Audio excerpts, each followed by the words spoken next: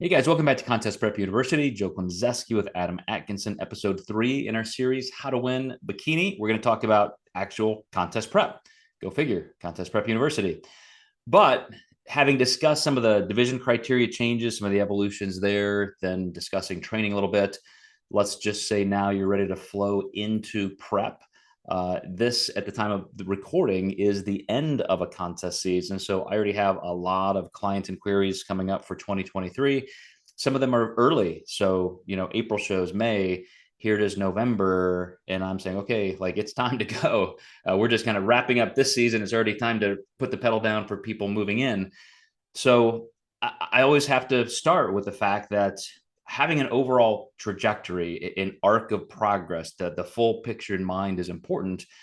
And one brand new client said to me, which is so common, Adam, you'll probably chuckle, hey, I don't think we need to start until later on in December because I only need 16 weeks. And yet she has about 20 to 25 pounds to lose. And I said, maybe 16 weeks of pretty good dieting, but we want to be ready early. We got to factor in the holidays. We got to factor in weeks where progress may not come as linearly. So maybe we should start now, and we'll carve out 16 good weeks inside of this 20 or 24 weeks.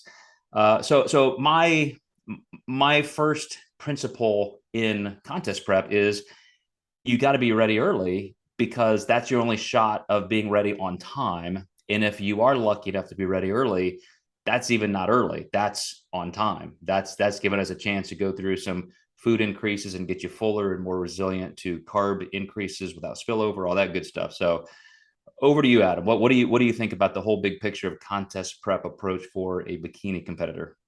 Yeah, especially now with the leanness, I think you want to err on the caution of more time. I think that I kind of talked about this on another podcast. People are the first to attack something that they can't do.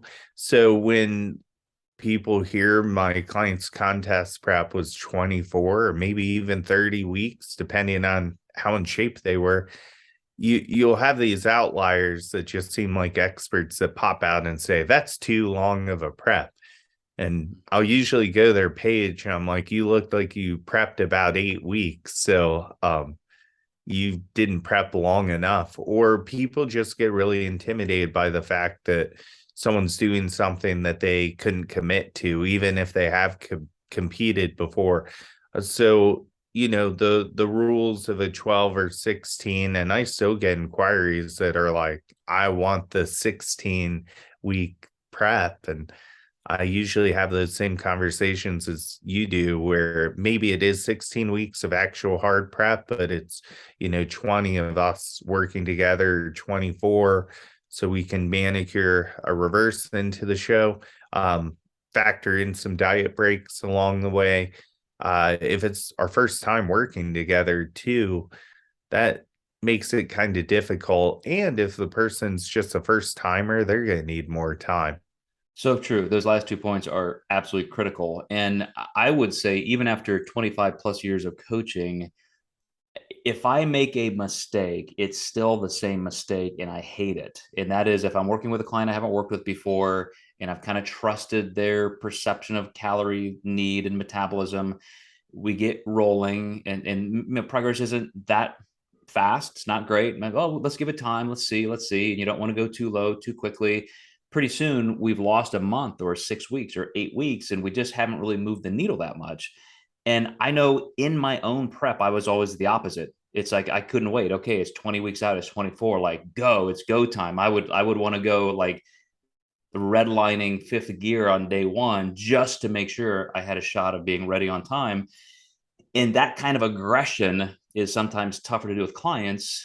But if you miss that opportunity to be ready on time or be ready early, it's catastrophic. And so it's something I have to remind myself and remind my clients, like, man, let's get the hard work done now. Trust me, Mhm. you'll like it for so many reasons. When you're ready early, you're ready on time, and you can start pulling back and filling out at the end.